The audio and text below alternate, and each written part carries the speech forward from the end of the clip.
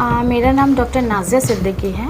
मैंने एमबीबीएस किया है, डिप्लोमेट इन अल्ट्रासोनोग्राफी किया है और diplomate in obs and gynae Calcutta नाटची से की। एक्चुअली सर ये पेशेंट हमारे पास कल एडमिट हुआ था ट्विंस प्रेगनेंसी करके कि जुड़वा बच्चे हैं। अल्ट्रासाउंड में भी जहाँ से कराया था डॉक्टर राज के यहाँ से, वहाँ से जुड़वा बच्चे ही दिए गए थे।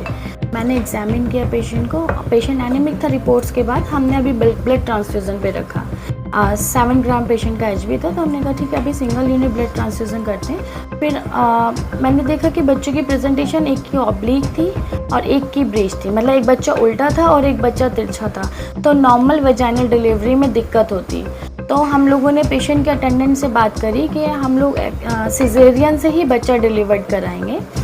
पहले तो वो लोग एग्री नहीं हुए, बट मैंने बहुत इंसिस्ट किया, स्टाफ ने इंसिस्ट किया, तो फाइनली वो लोग एग्री हुए।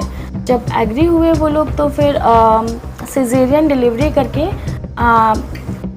ऑपरेशन करके ही बेबी डिलीवर्ड करे गए। जब हम सिजेरियन कर रहे थे, हम लोग की टीम पूरी सर्जन और मैं सिजेरियन कर रहे थे, तो हमने देखा ये तो 3 बच्चे हैं, तीनों मेल बेबी हैं और तीनों बहुत ही एक्टिव कंडीशन में। एक बच्चा आरडीएस में था, तीनों की वेट 1.8 kg 1.6 kg, तीनों बच्चे क्राई कर रहे थे, पर एक बच्चा आरडीएस में था, अभी वो अपने यहाँ वार्मर में है और तीनों बच्चे अभी सेट हैं, तंदुरुस्त कंडीशन में, अच्छी कंडीशन में। देखिए सर, हम लोग कोशिश कर रहे हैं कि पेरीफेरी में स्वाद जैसी जगह में बैठ के हम कोशिश करते हैं कि पेशेंट को हम हमारे लेवल पे जितना हो जाए कि हम अच्छी से अच्छी सुविधा दें।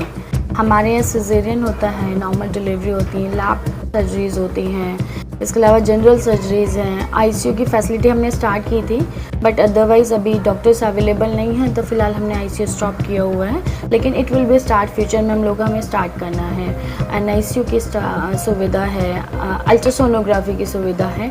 अभी हम आयुष्मान का भी प्लान कर रहे हैं, बट वो फर्दर प्रोसेस है, लंबे प्रोसेस होते हैं। फाइल हम लोगों ने लगाने की सोच ली है, टीपीए का प्लान कर रहे हैं। तो हम कोशिश तो कर रहे हैं डे बाई डे हम लोग इम्प्रूवमेंट लाएँ मेडिकल सर्विस में, स्वार में डे बाई डे हम लोगों का इम्प्रूवमेंट हो। सर जनरली एक पेशेंट आता है तो पहले ओपीडी होती है हमारे यहाँ, आईपीडी मतलब इन्फ्यूज़न थेरेपी देनी, अल्ट्रासाउंड की सुविधा हमने करी, पेशेंट को जाना ना पड़े।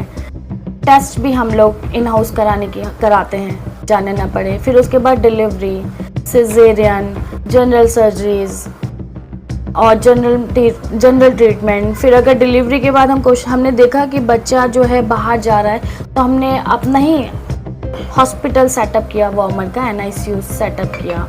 फिर सर और मतलब एक पेशेंट को, एक जच्चा बच्चा को, एक जनरल पेशेंट को जो सुविधा मिलती है, इमरजेंसी जो एकदम हो सकता है, वो यहाँ से हम सर अवेलेबल कराने की पूरी कोशिश करते हैं। अच्छा, मेरा ये जो ग्रीन सिटी हॉस्पिटल है, इसके बिल्डिंग जो है मेन रोड बाजपुर पे, सड़क का मंजरा, ग्राम अली नगर रोतरी में है, हाईवे पे है। दूसरी चीज़ मैं मैसेज देना चाहती हूँ कि देखिए डॉक्टर ना भगवान नहीं होता। हमारे पास जब पेशेंट होता है, बहुत स्ट्रेसफुल मतलब प्रोफेशन है मेडिकल ना, बहुत चैलेंज होता है हमारे पास कि हमें बच्चा जच्चा या कोई जनरल सर्जरी पेशेंट को सेव करना है, या कि हम कभी ऐसा होता है कि हम लोग, हमारी टीम अपने सीनियर्स दिल्ली एम्स या दिल्ली में मैक्स का वहाँ तक कॉल करके पूछते हैं हम पेशेंट के लिए क्या अच्छा कर सकते हैं। सर हम अपना 100% देने की कोशिश करते हैं हमेशा ना, हम पेशेंट को चैलेंज की तरह लेते हैं और हम लोग सोचते हैं अगर हम नहीं करेंगे तो कोई पेरीफेरी में, यहाँ बहुत सारे झोला छाप बैठे हैं, तो कोई क्वैक करेगा। तो इसलिए हम कोशिश करते हैं हम डे बाई डे इम्प्रूवमेंट करें अपने वर्क में, नई चीज़ें सीखते हैं, नए काम और नई फैसिलिटीज़ देने की हम पेशेंट को कोशिश करते हैं। लेकिन मेरा यही है आपके मतलब, अगर हम एक्चुअली सर यहाँ मतलब मुश्किल भी बहुत होता है पेशेंट को समझाना, यहाँ मुश्किल रियली मैं बता रही हूँ। मैं जब से प्रैक्टिस में मैंने देखा कि पेशेंट को समझाना भी बड़ा मुश्किल होता है, क्योंकि जो मैं काम कर रही हूँ वो कहता है मैम वहाँ पे वो झूला छाप भी कर रही है, ये भी कर रहा है। लेकिन फिर भी हम बहुत कोशिश करते हैं कि पेशेंट को अपना बनाए, अच्छे से समझाएं और पेशेंट को समझ में भी आता है फाइनली। एक्चुअली ना सर, पहले ना मुझे ऐसा लगता है पहले दाइयाँ बनती थी। अब क्या होता है कि अब लड़कियाँ आई, काम सीखा, वो मैडम बन के बैठ गई हैं। ये एग्जैक्टली मैं अपनी प्रैक्टिस में भी देख रही हूँ। बट मुझे लगता है बहुत ज़्यादा अवेयरनेस होनी चाहिए इस चीज़ की, हमारी मेडिकल सर्विसेज को, और हमारे जो सीनियर्स बैठे हैं उन्हें इस चीज़ को लेके बहुत मतलब सही से एक्शन लेना चाहिए, क्योंकि हम पेशेंट की बॉडी के साथ डील कर रहे हैं। कि इस चीज़ को हमें मतलब मुझे लगता है कि सर मौतें तो होंगी ना, मतलब स्टाफ आप देखिए वहाँ ऑपरेशन करा रहे हैं वो लोग, और क्या बोलते हैं नॉर्मल डिलीवरी करा रहे हैं, तो क्या कोई ना कोई कॉम्प्लिकेशन आएगा, कैसे करेंगे फिर लोग। तो ये थोड़ा सा बुरा लगता है सुन के, बट क्या कर सकते हैं। बिल्कुल, मैं कहना चाहूँगी एटलीस्ट अपनी प्रेगनेंसी में 4 अल्ट्रासाउंड ज़रूर कराएं। एक तो 2nd मंथ पे कि बच्चे की कार्डियक एक्टिविटी, एक 5th पे, एक 7th पे, एक 9th पे। 5th पे इसलिए कि बच्चे की प्रेजेंटेशन सीधा है, उल्टा है, पानी कितना है। 7th पे फिर से देखने के लिए एटलीस्ट एक डिलीवरी से पहले। दूसरी चीज़ आयरन फॉलिक एसिड ज़रूर लें। शुरू के 3 महीने तक बच्चे का न्यूरोलॉजिकल डेवलपमेंट रहता है।